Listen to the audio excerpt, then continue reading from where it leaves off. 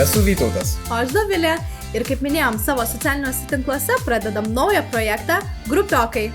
Todėl į savo pokalbis kviečiame pačius įdomiausius žmonės su įvairiausia bei įdomiausia patirtimi. Ir tam, kad nepraleistumėte naujienų, sekite mus Facebook'e ir YouTube kanale. Viską pažymėsime apačioje, o dabar žiūrime.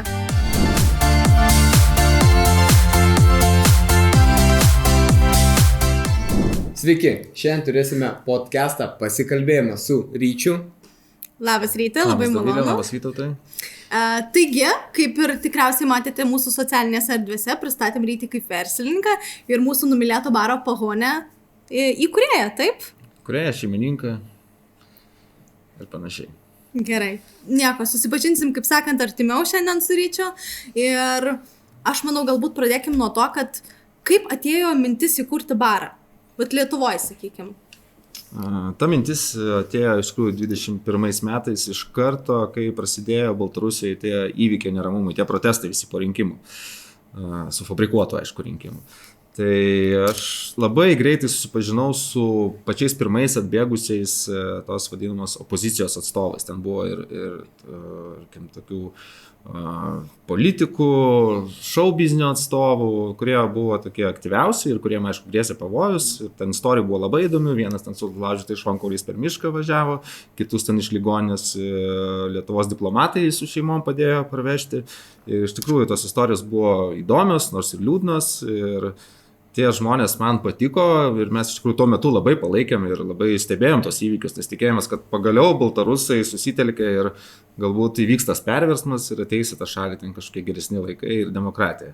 Deja, taip neįvyko ir kažkur, net sakyčiau, mėnesis po tų įvykių dar buvo tokia žinutė, kad Cikhanovskaja labai nori baltarusams skirto kažkokio baro. Taip sutapo, kad aš irgi norėjau baro tuo metu. 2 savaitės radau patalpas ir po mėnesio buvo baras. Buvo baro atidarimas ir viskas labai greit pavyko ir įsisuko. O kaip nesudėtinga, sakykime, Lietuvoje su tokiu pavadinimu ir tokia istorija turėti barą?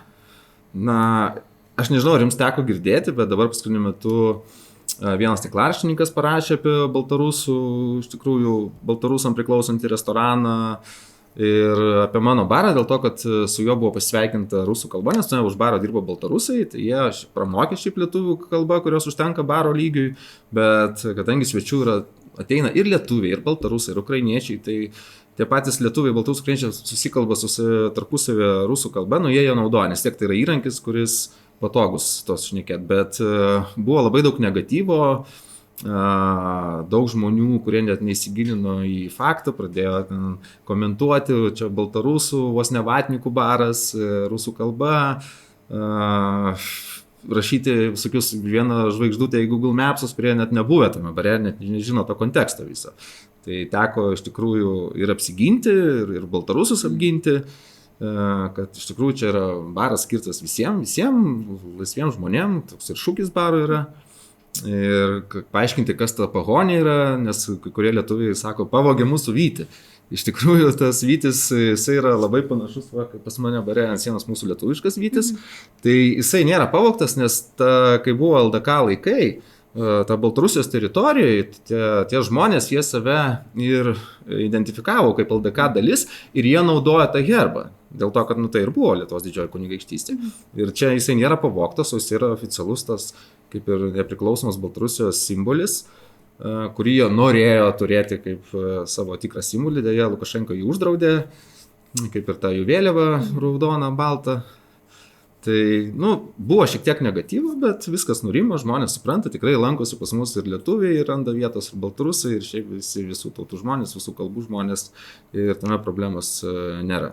Bet čia tik tai dabar tas suintensyvėjo, nes jeigu žinote, kad aplamai tokių nacionalistinių buvo šūkių, litvinizmo apraiškų, ir mūsų irgi tokie tautininkai labiau nacionalistai į tas diskusijas įsivėlė, ten su Algiu greitai buvo ten konfliktas, jeigu žinote, su Baltarusu. Yeah. Tai daug yra negatyvo ir aš jaučiu, kad Baltarusai dabar jaučiasi šiek tiek blogiau negu anksčiau, dėl to, kad susiduria su tuo tokiu kažkokią netautinę nesantaiką, bet vėlgi aš sakau, kad yra įvairių baltarusų, yra įvairių lietuvių, yra įvairių ukrainiečių. Tai Jo. Klausimas, ar tai turėjo įtakos prieš tai, iki skandalo, sakykime, kaip skandalo, tokio negatyvo, to mažesnio, sakykime, taip, klientų atėjimų į barą ir po to tokio negatyvo. Pačio baro veiklos, tarkim, ten klientų srauto tikrai nepaveikė, nes turim pastovių klientų tiek pat ir lietuvių, ir baltrusų, bet lietuvių, nesakyčiau, pas mane bare daugėja, nes baras teikia keli metai ir jisai vis dar tampa atrastas naujai ir žinomas ir naujiem lankytojams būtent lietuviam. Nes galbūt kai kurie irgi sako, kad mes čia praeidavom, matom pagonę, kažkaip toks slaviškas dalykas, galbūt čia toksai labai jau teminis ten baltarusų, rusakalbių baras, bet iš tikrųjų jie užeina, atranda, pažįsta, bendrauja, leidžia laiką ir sako, o koks fainas baras. Niekada nepagalvojau, kad jis yra būtent toks nenišinis, o baras visiems. Tik tai, kad jisai buvo nuo įkūrimo dedikuotas būtent baltarusų opozicijai, kurie tada labai masiškai pirmieji bėgo į Lietuvą. Aš manau, kad vien užėjus į barą galima pamatyti, kad visiems skirtas baras, vien kad vėliava Ukrainos, sakykime, už mūsų nugarus dabar kabo, tai jau matosi, kad ta tolerancija yra vis tiek. Na, aš pavadinčiau labiau į tokį, jeigu kalbėtų apie geopolitiką, tokių broliškų barų, nes mes ir Ukrainą palaikom, ir čia ir tuo metu, kai buvo labai ant bangos ir tos labdaros renginius, koncertus darėm, irgi rinkdavom, aukodavom pinigus.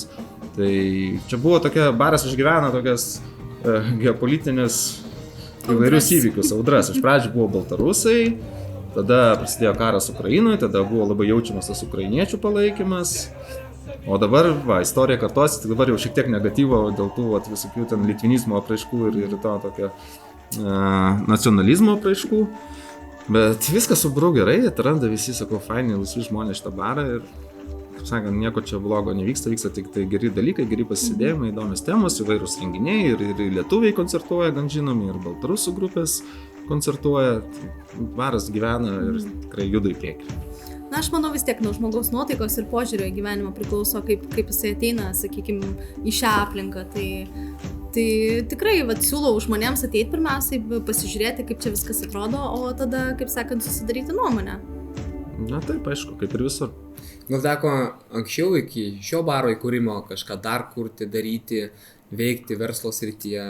Na, aš esu toks įvairlypis verslininkas, esu paleidęs tikrai ne vieną verslą, kurie iki šiol sėkmingai veikia, tai aš net kartais save taip vadinu COO, toks Chief Operation Officer vaidmenį, dėl to, kad man labai gerai sekasi pagauti naują idėją, realizuoti, surasti finansavimą ir paleisti gyvenimą.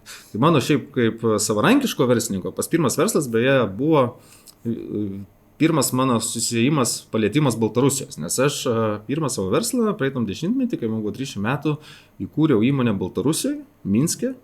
Pragyvenau ten 3 metus, kadangi buvo sritis verslo tokia nišinė, tai buvo 3D projekcijos, renginiam, hologramos, tokie reti dalykai. Tai aš su savo komanda turėjau tikslą plėstis į Ukrainą ir Baltarusiją ir man pavyko iš tiesų padaryti tokių labai įspūdingų projektų kaip pasaulio ledo ritulio aukščiausio diviziono čempionato atidarymo ceremonija, kurią visas pasaulis stebėjo, tai ir pats sukūriau, pardaviau, organizavau. Ten tokį Minsko dienos šventę pagrindinę, irgi 3D projekciją ant operos ir baleto teatro darėme, kalėdinę, labai fainą mappingą, tokį 3D kalėdinį senį, jeigu žinote, kažkada buvo pas mus katedros varpinės toksai kalėdų senis, kuris gyvai bendraudavo su vaikais. Tai labai įdomus projektas, kurį aš dar patobulinu irgi Minske gyvenime. Bet aš tenai prabuvau 3 metus ir iš tikrųjų aš labai pavargau nuo Baltarusijos. Į Ukrainą nesiplėtėm dėl to, kad 14 metais Krymo okupacija ir prasidėjo tie tokie jau, kaip pasakyti, tas pirmi karo žingsniai ir net ir Baltarusijoje labai pasijautė, kad ta tokia lygtais nuo 10 metų lygtais ėjo tokio demokratinės pusės link, ten buvo net vienu metu paleidęs visus kalinius politinius, ten kažkokį finansavimą iš Europos fondų gaudavo. Bet įvyko kaip įvyko ir daug verslininkų iš tikrųjų investavo į Baltarusiją ir Lietuvių, bet tada jie iš ten pradėjo po biškį bėgti. Aš irgi iš tenai išėjau ir, nekartočiau su dabartinė vis tiek jų istorija, ekonominė, politinė situacija, jų mentalitetų skirtumas labai didelis. Nors atrodo Baltarusija čia pašonė kiek ten 30 keli kilometrai. Bet viskas labai kitaip. Ir tarkim, netgi dirbant su tais pačiais biurokratais, mes Lietuvoje kartais susiduriam su situacijom, kur ten reikia kartais kovoti dėl teisės aktų, kurie su sveiku protu nedraugauja. Bet tenai tai iš viso yra griežta hierarchija, turi prasibrauti į kažkokio žmogaus, gal kažkokius sutikimus ir nėra, kad tu konstruktyviai bendrauji, aiškini sprendimus, o tiesiog yra žmogus, nuomonė ir tokių visa grandinė žmonių. Ir tas labai sudėtingas yra darbas iš tikrųjų. Tai vat mes dabar girdim, kad į Baltarusiją ir Ukrainą norėjo plėstis. O kaip kitos šalys? Ar norėjosi kažkur kitur, sakykime, per šitų dviejų šalių plėstis? Na, čia aš kalbu būtent apie šitą renginių organizavimą, naudojant visą įvairias technologijas verslą. Šiaip aš esu vėliau dirbęs ir su indais gan glaudžiai, su pakavimo įrenginių gamybos pramonė. Tai kokius metus esu pradirbęs iki pandemijos, bet pandemija visiškai pakeitė planus, nes mes planavom čia užkariauti visą Europą, tiesą sakant, ten tikrai verslas yra labai didelis ir pakankamai įdomus ir amžinas, nes pakuotės visą laiką gamins. Tai su skandinavais teko dirbti, su įvairiom kultūrom iš tikrųjų, kas liečia verslą. Tai jis toks įvairialypis verslininkas, galima sakyti. Na, šiuo metu esu maitinimo ir gėrimų teikimo sektoriuje verslininkas, bet kas bus dar po pusmečio ar metų, net nežinau. Bet kol kas puoselėju savo šį barą, nes teko, nors labai liūdnai ir skaudžiai, uždaryti restoraną Kantonezė čia, kur buvo šalia, čia buvo vienintelis Rytų Europoje, modernios Azijos labai kokybiško Honkongo regiono, tikro kinų maisto restoranas. Bet tikrai nepavyko jo ištemti į pelningą verslą, nes verslas gan sudėtingas, plus dar atėjo krizė rudeninė, tai teko jį uždaryti ir dabar bankrotą inicijuoti. Tai aš gal kas dar tame maitinimo versle, bet baro verslas man patinka, nes kai tu kuri tokį verslą, ten renginys ar net maitinimas, tu sukuri kažkokią emociją. Tai man labai patinka. Tai čia buvo konceptas pradžia nuo baltarusų, kad baltarusams sukurti kažkokią emociją ir dabar aš kažkaip turiu planuose atidaryti dar vieną kitą barą su konkrečiu konceptu, o ateityje visko gali būti. Įvairi verslai dar manęs tikriausiai laukia. Tai kokie galbūt faktoriai dėl bankroto, kalbant, minėjote restorano, kas lėmė, kad labai tiesiog teko nutraukti veiklą? Pagrindinis faktorius yra finansinė situacija įmonės, nes jisai beveik 2 metus gyvavo ir didžiąją dalį dirbo nuostolingai. Tai buvo tikslas sulaukti rudens ir žiemą, kada yra pakilimas, nes prieš metus anksčiau buvo pelningi tie mėnesiai ir tiesiog perkelti kitą vietą, susimažinti kaštus ir galbūt sėkmingai dirbti, nes tikrai turėjau daug klientų ir žmonės buvo pamėgę, bet kadangi buvo vieta labai dideli kaštai ir nepavyko. Tačiau kai pasikėlė Euroboras, po to tos karo grėsmės ir labai pasijautė klientų, labai sumažėjo, ypač tos vidutinės klasės žmonių, kuriem, tarkim, paskolos už kočius, už namus, už butus padvigubėjo. Tai jeigu žmogus turėjo biudžetą, net aš ir kalbinu tos žmonės, kas yra, kodėl. Jis sako, pas mane biudžetas buvo 500 eurų ten restoranam į mėnesį pramogom, dabar liko 0 eurų, tai dėl to mes ir nevaikštam. O sakykime, vis tiek atėjo ta karinė grėsmė arba neramumai, gal taip pavadinkim, ar nebuvo minties nutraukti šią veiklą arba pervadinti barą arba konceptą kitą įvesti? Ne, tai mintis buvo noras persikelti, bet jau kadangi jisai suvalgė labai daug pinigų, visas ir mano partnerių investuotas lėšas, mes tiesiog neturėjome iš ko finansuotis, o ieškoti papildomą finansavimą jau buvo neįmanoma, nes tie žmonės, net kurie turi laisvų pinigų ir šiaip norėtų finansuoti, jų atsakymas buvo paprastas. Dabar mes nei cento neinvestuosim, dėl to, kad mes nežinom, kas čia bus. Nes yra geopolitinės grėsmės, ekonominės grėsmės ir taip toliau. Ir jeigu žinote, ir dabar restoranai išgyvena tikrai ne pačius geriausius laikus, ir mano pažįstamų keletas, kurie sako, dar bando kažką daryti, yra ir tokių žinomesnių vardų, kurie jau bankrotavo. Tai situacija ir dabar nėra labai gera šitam sektoriui. Tai taip, viskas susideda į vieną ir infliaciją, ir tie nesklandumai, sakykime, geopolitiniai. Ir apskritai ten kažkokių nestandartinių netgi sprendimų ir veiklas, ir kažkokias ir užsiėmimus, tarkim. Tai jo, aš įsivaizduoju, kad yra reikalų. Na, palėtė, tikrai. Daug sektorių palėtė. Krizė jinai egzistuoja. Dabar ekonominė krizė jinai tikrai egzistuoja, nors to pagal kažkokius ekonominius bendrus valstybės rodiklius dar nejaučiam, bet jinai tikrai egzistuoja. Tikrai taip. Sakykime, apart maitinimo to sektoriaus ir baro, kokį kitą verslo sektorių būtumėt pasirinkęs gyvenime? Renginių organizavimas galbūt? Na, tai aš jau renginius esu organizavęs, kaip ir pasakojau. Patiko, labai patiko, nes tai labai kūrybinis darbas. Tai aš ten galėjau atsiskleisti visą savimi, aš labai lengvai galiu atsidaryti naujas duris, susipažinti su žmonėms, susitarti, organizacinius savo gebėjimus parodyti, nes, pavyzdžiui, pasaulio čempionato atidarymo ceremonija ten buvo tikrai 5 minučių šou ant ledo. Bet tą 5 minučių šou reikėjo daryti intensyviai kiekvieną dieną, ruoštis mėnesį. O šiaip tai, jeigu tai būtų kitoj šaly prieš pusmetį pasirašytas kontraktas, tai ir pusę metų dirbtume, bet ne taip intensyviai. Bet ten viskas vyko paskutinę minutę, tai man ten paskutinės 2 savaitės aš beveik nemegojau. Nes dirbdavau visą parą, reikėjo atsivežti kelių milijonų vertės įrangos iš Vokietijos, nes tokių projektų Lietuvoje nebuvo ir niekur aplinkui. Reikėjo komandą suburti, reikėjo animatorius greitai su jais susižiūrėti, suderinti konceptą, grafiką ir visą kitą. Tai pats kaifas buvo tada, kai aš jau stoviu arenoje, ne, ir jau užgestų šviesos ir visas kūnas eina širpais ir supranti, kad aš tą padariau ir dabar pasidalinsiu su visų pasauliu, ką aš padariau. Ir tas, ta emocija labai gera. Ir visi renginiai, kai yra ten kokia miesto šventė buvo, tai ten irgi tą renginį matė 4 parodymai, ten po 15 000 žmonių aikštėje susirinkdavo. Tai faina, kad tu gali pasidalinti ir matai, kad žmonėms patinka, tai yra faina. Manau, kad ir tie didieji, tarkim, kokie muzikantai, ne, kurie surinka tokias scenas, tai irgi nuo to kaifuoja tikriausiai. Jo, tai dauguma, žinai, kaip įsivaizduoja, kad viskas labai paprasta, lengva ir nemato tų užkulisių, kiek yra derinimų, kiek skambučių, kiek paieškų, kiek kantrybės, reikia stipriai, kiek darbo, ne, kad tas 5-10 minučių pažiūrėtų kažkas, tai tarkime. Ne, tai aš manau, su tokiais organizaciniais sugebėjimais ir stadioną galima pastatyti Vilniuje. Aš tiesą sakant, šiek tiek dalyvauju politikoje, esu iš liberalų pusės ir ten Laisvės partijos, liberalų įkūrime kažkada dalyvavau, gana aktyviai vienu metu ir Šimašių labai palaikiau ir man tikrai patiko tie tam tikri pokyčiai, kurie įvyko, bet su stadionu tai čia pas mus nereikia liūdėti. Pirma, kazino pasisekė labai, o viso antra, tie procesai nenutrūko ir aš kaip tikiu, kad dar keli metai ir mes jau matysim, kad tas stadionas jau to ir bus. Kantrybės. O po to galima bus jau galvoti, kokį ten ir Beyoncé atsivežti į tą stadioną. Tikrai. Tai gal aš ir man pavyks, kas ten žino. Niekada, nežinai, kas bus rytoj. Jo, o sakykit, kaip pavyksta darbą su gyvenimu suderinti, su paprastu savo asmeniniu? Na, pas mane viskas paprasta, nors nėra paprasta.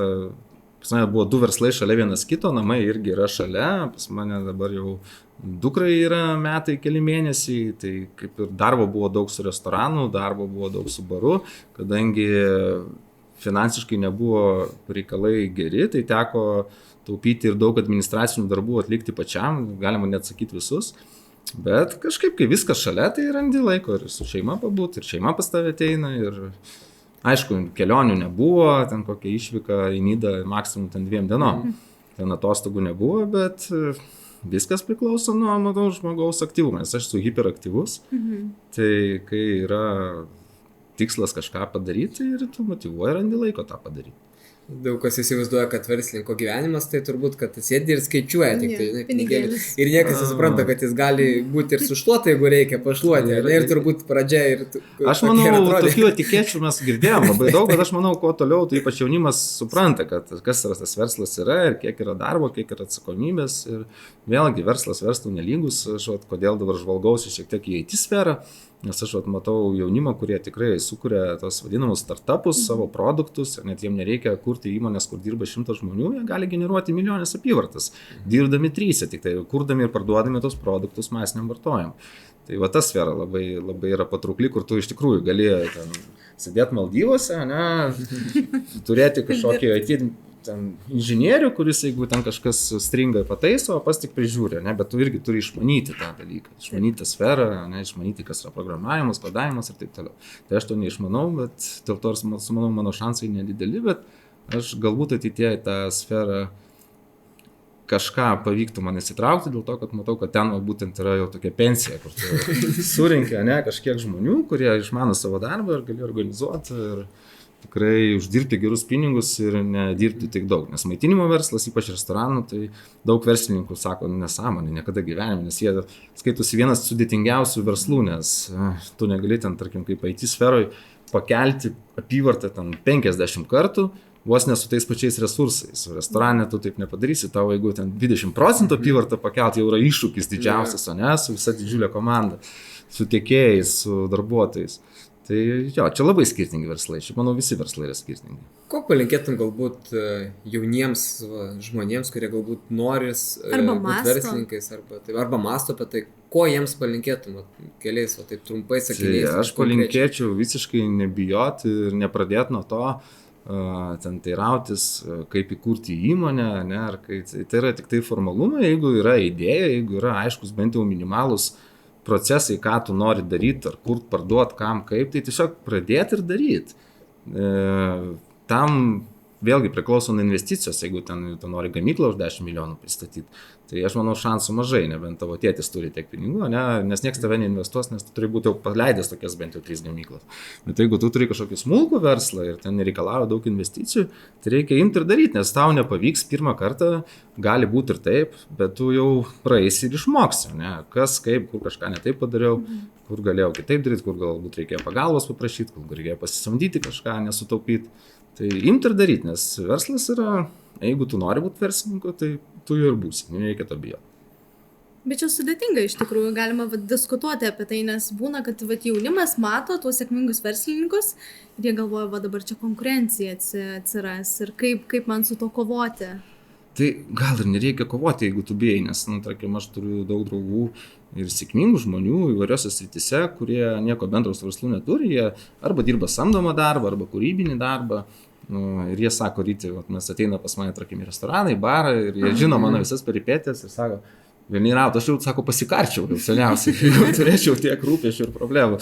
Sakau, taip, dėl to tu esi ten kažkoks ten laidų vedėjas, ar ten kažkoks ten darbuotojas, nes tau atidarėjai savo, ką turi padaryti, gavai atlyginimą, atlygį, tave tai tenkina ir ne visą laiką reikia būti verslininku, kad būti laimingu ir sėkmingu žmogum. Tiesiog, jeigu tu turi pašaukimą norą, tai užsidirbti daug pinigų galima net ir kažką dirbant net ir samdomą darbą, ypač IT sferoje beje. Tas jo samdomas darbas iš esmės ir verslininkas skiriasi tuo, kad samdomam darbe tu žinai, kada tavo alga, kada tavo atlyginimas, tu žinai, kiek gali pasiskirsti resursus tam ar tam ir kiek tau liks, tarkim, tu nepergyveni. Verslė turbūt to nėra, yra šuoliai, kritimai, pakilimai. Na taip, verslas yra daug dramatiškesnis, daug nervingesnis ir daug nenuspėjamesnis. Tai ačiū kol kas už pokalbį ir manau po mažos pertraukėlės grįšim su kita mūsų rubrika Facebooko klausimais. Važiuojam. Tai sveiki sugrįžę į mūsų, kaip minėtą, rubriką Facebooko klausimai. Turime pasiruošę truputėlį klausimų iš mūsų stebėtojų. Tai gal pradėsim nuo tavęs. Gerai, važiuojam. Gerai, čia gavau tokių asmeninių žinučių. Galime ir taip pavadinti, nes nežinau, kaip čia tiksliau pavadinti, bet viešas komentaras pusiau asmeniškai.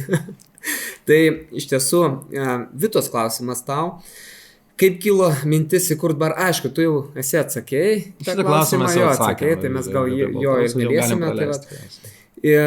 Bet geras klausimas, Aleksėjaus yra. Ne? Ar baras turės vasaros terasą? Na, čia, geras klausimas, techninis klausimas, jisai turi vasaros terasą. Aš žinau, kodėl jis atsakė. Aš jau girdėjau tą istoriją, kad jisai pats siūlo vasaros terasas montuoti. Tai yra faina terasa, čia viršų iš karto skersgatvį Gedimino Jakšto gatvėje. Mes dalinamės tą terasą, Vera Cafe turi mažą terasėlį ir aš turiu didelę terasą. Tai vasarą žmonės tikrai fainai sėdi laukia, gali parūkyti, atsigavinti gėrimais įvairiais ir taip toliau. Tai kada atsidaro terasa? Tai terasa jau sezonas atidarimo buvo, bet dabar atšalo orai, tai mes ją dabar surinkome, bet stalus, kėdės jau išnešam ir šį savaitgalį, manau, tikrai galima bus joje būti, nes bus šilta.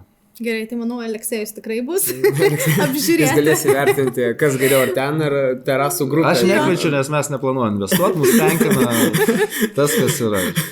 Okay. Gerai, kitas klausimas iš Galinos. Kaip atrodo Ryčio kasdieninis rytas? Rytinis ritualas, kurį daro kiekvieną dieną. Na, pavyzdžiui, ar tai juoda kava prie kompiuterio, ar tai kolektyvo susirinkimas kiekvieną rytą, ar tiesiog kava iš degalinės? Kaip tai atrodo? Na, iš tiesų, jinai atsakė beveik pilnai tą klausimą savo paspėjimais, nes mano ritualas yra ryte atsikelti, keliuosi aš pakankamai vėlai. Jeigu nėra kažkokių skubių reikalų, tai ritualas išeiti į terasą, atsigert kavos ir surūkyti tabako suktinę. O jeigu rytais yra kažkokių reikalų, reikia jau važiuoti kažkur toliau, tai dažniausiai tai būna tas ritualas į degalinę, ta pati kava ir jau bevairuojant gerti kavą ir tokiu būdu tiesiog prasibūdinti. Tai mano ritualas yra cigaretė ir kavos puodelis. Nu, taip yra. Reikėjo rytį pareklamuoti, kad taip sakyti, mankšta, sportas, bėgimas 8 km. Na, mano verslo tematika kaip labiau rūkymas, alkoholis. Sportas būtų jau kita tema, kitas verslas. Gerai, toliau. Ok, geras klausimas iš tikrųjų, Silvijos, kokia pati didžiausia svajonė, tikslas? Tai gal nuo svajonės?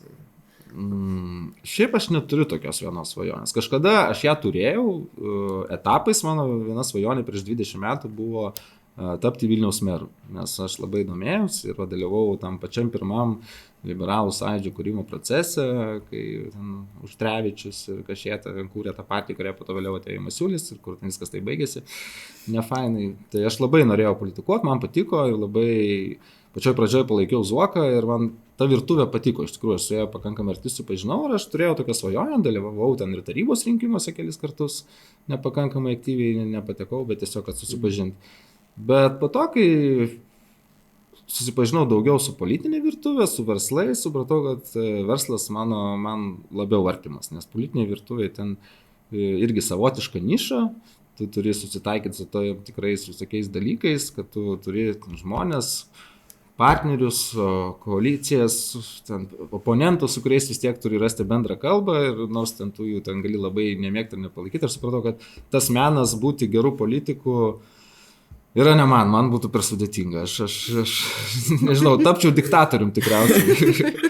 Nes tam tikrų oponentų tiesiog negalėčiau pakęsti paprasčiausiai, nes tokia dirty virtuvė, žinot, kai tu turi su visais bendrauti. Intrigos tokios. Ja. Arba iš kitos pusės verslas biškai paugdys, pamokins kantrybės. Tada... Gal. Aš manau, gal pasikeis ir iš tikrųjų ta politinė situacija pas mus keičiasi, patinka, kad ateina jauni žmonės ir aš manau, kad ta politika jinai jau bus tokia švaresnė, skanesnė ateityje. Ne taip, kaip dabar, žinote, dabar irgi toksai, visi politikai vagis, yra toksai iki šiol. Ir tai nėra tiesa, bet argumentų tam yra, nes visokių išplaukia, skandalų ir taip toliau. Tai manau, ne vienoj pasaulio šaly nėra tokios super švarios politikos, nes visą laiką viskas ten sukasi įvairiai, bet manau, jinai gali būti konstruktyvesnė, švaresnė ir teisingesnė. Tai to Lietuvai ir linkiu iš tikrųjų. O pats kol kas tame tiesiog neplanuoju dalyvauti. O iš svajonės dabartinės, tai, ką žinau, kažkada buvo svajonė turėti restoraną fainą ir barą fainą. Tai jinai išsipildė, šią svajonę buvo turėti vaikų, tai dabar turiu nuostabią dukrą. Tai tos svajonės jos atsiranda ir jos pildosi arba jos keičiasi. Tai dabar mano dabar svajonė būtų pailsėti, tiesą sakant, paimti su šeima, išvažiuoti kokiam mėnesiui, kur nors, kur faina, įdomu ir šilta ir tiesiog pabūti nuo tų reikalų, bet kol kas jų labai daug. Tai va, į Lietuvą ateina vasarą, tai bus galima kur nors. Bent jau iki Nidos, taip, arba į kokią nors sodybą prie kaimo. Šitą įdomiai paradoksaliai skamba, vienos svajonė sukurti verslą, kitos svajonė pailsėti mėnesį. Nuo to verslo, nes aš realiai maitinimo versle, kai pradėjau prieš 2 metus jį, tai aš atostogų neturėjau. Aš realiai dirbu. Tai va dėl to ir svajonė tokia. Tai linkim, kad pildytųsi, kaip sakant. Turim dar 2 klausimus iš tikrųjų nuo Lino. Tai Ryti, kokios 3 tavo asmeninės savybės tau padėjo vystyti verslą? Vystyti, kurti, manau, čia turėjo tą patį omeny. Tai aš manau, kad pirma toks paprastas įžūlumas, atkaklumas, toks, nebijoti.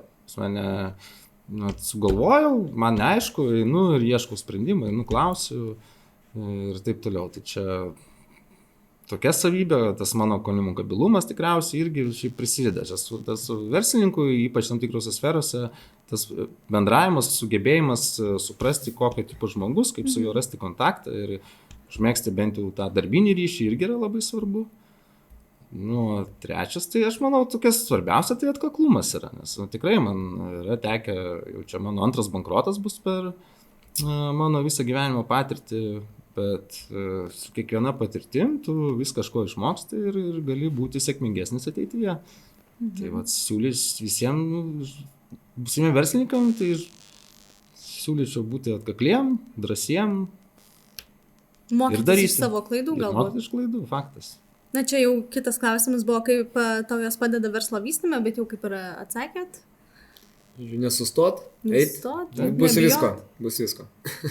Tai vat, tai čia tiek klausimų turėjom šiandien iš mūsų Facebook'o sekėjų, tai ačiū labai visiems, ačiū Ryti už pokalbį, buvo labai tikrai smagu, laikas tiesiog praskrido, kaip sakant, nesugebėjom suskaičiuoti jo iš karto, tai vat, ačiū labai visiems ir laukite mūsų naujų podcastų. Užduokite daugiau klausimų, Taip. laikai, komentarai, kokie pastebėjimai, galite žymėti aišku ir po podcastų padėti kažkokių komentarų už pokalbį, irgi pasitengsim atsakyti visus klausimus. Ir būtinai apsilankykite Ryčio bare. Būtinai. Būtinai. Arba Hone. Iki.